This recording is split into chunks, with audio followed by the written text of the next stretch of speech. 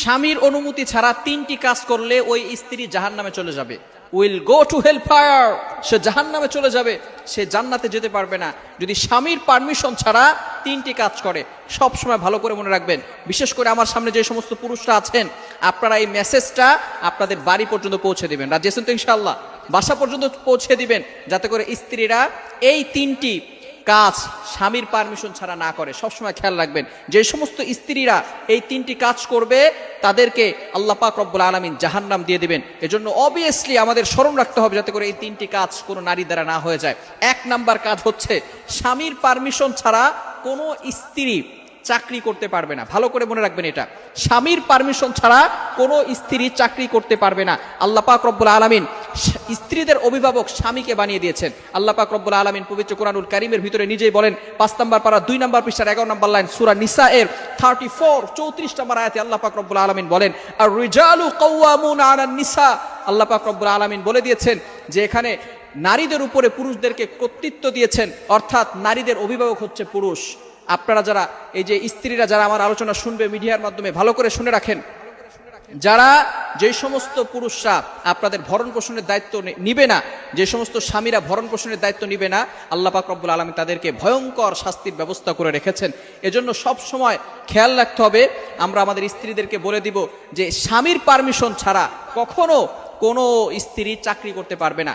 আমাদের নার্স দরকার, আমাদের মেয়ে ডক্টর দরকার, সুতরাং নারীরা সব কিছু করতে পারবে, তাতে আমাদের কোনো বাধা নাই। তবে অবশ্যই নারীরা যেই কাজই করুক না কেন তারা পর্দার সাথে করবে। এটা আল্লাহ পাক রব্বুল আলামিন পবিত্র কোরআনুল কারীমের ভিতরে নিজেই ঘোষণা দিয়েছেন। অনেকে জোর করে নারীদেরকে ঘর থেকে বের করে দেয় কাজের জন্য, খবরদার এটা কখনো করবেন না। আপনি নিজে কাজ করে আপনার স্ত্রীকে পরিচালনা করবেন। 1 নাম্বার হচ্ছে, কোনো স্ত্রী যদি স্বামীর অনুমতি ছাড়া, পারমিশন ছাড়া যদি চাকরি করতে চায়, তাহলে চাকরি করতে যায়, তাহলে ওই স্ত্রী জাহান্নামে চলে যাবে। নাম্বার 2, দ্বিতীয় নাম্বার হচ্ছে খুবই গুরুত্বপূর্ণ বিষয়, স্বামীর সম্পদ স্বামীর পারমিশন ছাড়া খরচ করা যাবে না। অনেক স্ত্রী এমন রয়েছে যারা স্বামীর সম্পদ স্বামীকে না বলে নিজের বাপের বাড়িতে পাঠিয়ে দেয়। ভালো করে মনে রাখবেন, যে সমস্ত স্ত্রীরা স্বামীর পারমিশন ছাড়া স্বামীর সম্পদকে অযথা নষ্ট করবে, অথবা ভিক্ষুককেও স্বামীর পারমিশন ছাড়া দেওয়া যাবে না। আপনি স্বামীর পারমিশন নিয়ে রাখবেন, এরপরে আপনি ভিক্ষুকদেরকে টাকা দিবেন, দান করবেন, ডোনেশন করবেন, খরচ করবেন, এবং স্বামীর কাছ থেকে পারমিশন নিয়ে নিতে হবে। স্বামীর পারমিশন ছাড়া কোনো টাকা, স্বামীর কোনো সম্পদ অন্যায়ভাবে নষ্ট করা যাবে না। সুতরাং এই জিনিসটা খেয়াল রাখতে হবে। যদি কোন নাম্বার 3, তৃতীয় নাম্বার হচ্ছে, স্বামীর পারমিশন ছাড়া নফল রোজাও রাখা যাবে না। গুরুত্বপূর্ণ বিষয়। আপনি মনে করতেছেন এটা তো আল্লাহ তাআলার ইবাদত, আমি আল্লাহ তাআলার ইবাদত করছি, সুতরাং এখানে স্বামীর পারমিশনের কি দরকার? নো।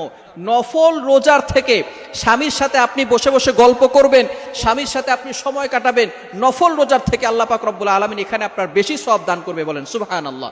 ভালো করে মনে রাখবেন, কখনো স্বামীর পারমিশন ছাড়া নফল রোজা রাখা যাবে না। হ্যাঁ, ফরজ আপনাকে রাখতেই হবে, তবে নফল রোজা অবভিয়াসলি আপনি স্বামীর পারমিশন নিয়ে তারপরে রাখবেন। স্বামী যদি পারমিশন না দেয় তাহলে আপনি নফল রোজা রাখতে পারবেন না। সুতরাং এই 3টি কাজ অবশ্যই স্ত্রীরা স্বামীর পারমিশন নিবে। 1 নাম্বার, স্বামীর কাছে পারমিশন ছাড়া চাকরি করতে পারবে না। 2 নাম্বার, স্বামীর পারমিশন ছাড়া স্বামীর সম্পদ নষ্ট করতে পারবে না। 3 নাম্বার, স্বামীর পারমিশন ছাড়া নফল রোজা রাখতে পারবে না। আল্লাহ তাআলা আমাদের সকলকে এই সমস্ত দিন ভালো করে বুঝে আমল করার তৌফিক দান করেন। সকলে বলেন আমিন।